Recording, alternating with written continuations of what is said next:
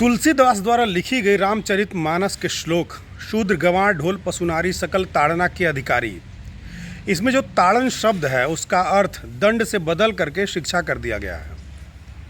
और इसीलिए महात्मा ज्योतिराव फुले कहते हैं कि दुनिया की किसी किताब की रचना किसी भगवान ने नहीं की है। ये सारी किताबें मनुष्यों के द्वारा लिखी गई हैं। ये उन लोगों के द्वारा लिखी गई हैं जिन लोगों ने धर्म का सहारा लेकर के अपनी बातें जनता पर थोपनी चाहिए। अपनी बातें, अपने फ़ायदे की बातें जनता से मनवाने के लिए धर्म और भगवान का सहारा लेकर के ये सारी किताबें लिखी गई हैं। अब जरा इस घोंचू को देखिए, ये क्या बोल रहा है। उस भागवत को किसने लिखा? अरे भगवान ने ही तो लिखा। अब भगवान ने जो लिखा उसको भी हम ना माने तो ये तो अज्ञानता हो गई ना। ये तो बहुत ही अज्ञानता हुई हमारी कि हम भगवान की भी ना माने। फिर तो हम भगवान से भी बड़े हो गए।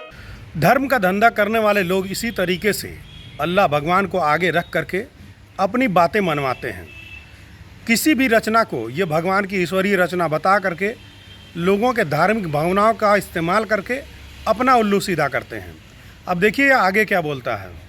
तो पूजिए विप्र सकल गुणहीना और शूद्र न गुणगण वेद प्रवीणा। शूद्र चाहे कितना भी वेदों का ज्ञाता क्यों ना हो, शास्त्रों का ज्ञाता क्यों ना हो, शूद्र कभी पूजनीय नहीं हो सकता। ब्राह्मण हर हाल में पूजनीय है। अब इस ब्राह्मणवादी, मनुवादी, जातिवादी, धूर्त और मक्कार व्यक्ति के हिसाब से ब्राह्मण हर हाल में पूजनीय है, लेकिन शूद्र अगर ज्ञानी है तो भी वो पूजनीय नहीं है। और आज जिस महापुरुष का जन्मदिन है, संत रविदास का, उन्होंने कहा था ब्राह्मण मत पूजिए जो होवे गुणहीन, पूजिए चरण चंडाल के जो होवे गुण प्रवीण। यानी कि जाति से कोई लेना देना नहीं है। अगर कोई गुणवान व्यक्ति है तो उसकी पूजा करनी चाहिए। आज उन्हीं संत शिरोमणि रविदास जी का जन्मदिन है। हम उनको अपने वीडियो के माध्यम से उनको नमन करते हैं और आपसे भी अपील करते हैं कि संत रविदास को पढ़िए, जानिए। इस देश में ऐसे लोगों को पढ़ने की बहुत ज़रूरत है। कबीर को, बुद्ध को, पेरियार को, रविदास को पढ़ने की ज़रूरत है। क्योंकि जो माहौल हमारे देश में चल रहा है, आए दिन कहीं ना कहीं से कोई बाबा, पता नहीं उसका क्या इतिहास रहता है, कहाँ से वो चोरी करके बलात्कार करके भागा रहता है, आता है वो दाढ़ी रख लेता है, गेरुआ पहन लेता है और प्रवचन देना शुरू कर देता है। और हमारे देश की जो मूल जनता, धर्मांध जनता, धर्मभीरू, जो मतलब भाग्य और भगवान के भरोसे रहने वाली जो जनता है, वो उसको अपना मान लेती है।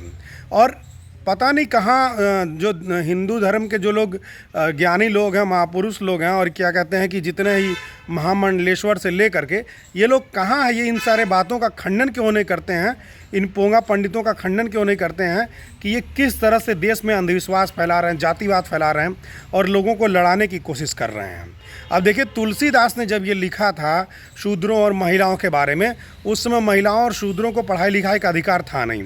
तो उसने सोचा कि मैं कुछ भी लिख दूंगा, न तो इसको शूद्र पढ़ के समझ पाएगा, न तो महिला समझ के पढ़ पाएगी, और हम जो बोलेंगे उसको ये लोग मान लेंगे कि भगवान का लिखा हुआ है, ये भगवान का बताया हुआ आदेश है। और आज के समय में 21वीं सदी में आधुनिक युग है, तकनीक है, और आज के समय में बड़ी संख्या में लोग मूर्ख बन रहे हैं। तो इसका मतलब ये है कि जो तथागत बुद्ध हैं या रविदास हैं, पेरियार हैं, इन लोगों की जो बातें वो प्रचारित प्रसारित नहीं हो रही हैं। सरकार की तो कोई मंशा है नहीं, क्योंकि सरकार को अंधभक्त चाहिए, सरकार को धर्मभीरू जनता चाहिए। तो सरकार अपने लेवल पर ऐसा कुछ करने वाली नहीं है, बल्कि इसके विपरीत जो है, जितना ये पोंगा पंडित हैं, जितने ये अंधविश्वास और पाखंड फैलाने वाले लोग हैं, सरकार उनको प्रमोट कर रही है।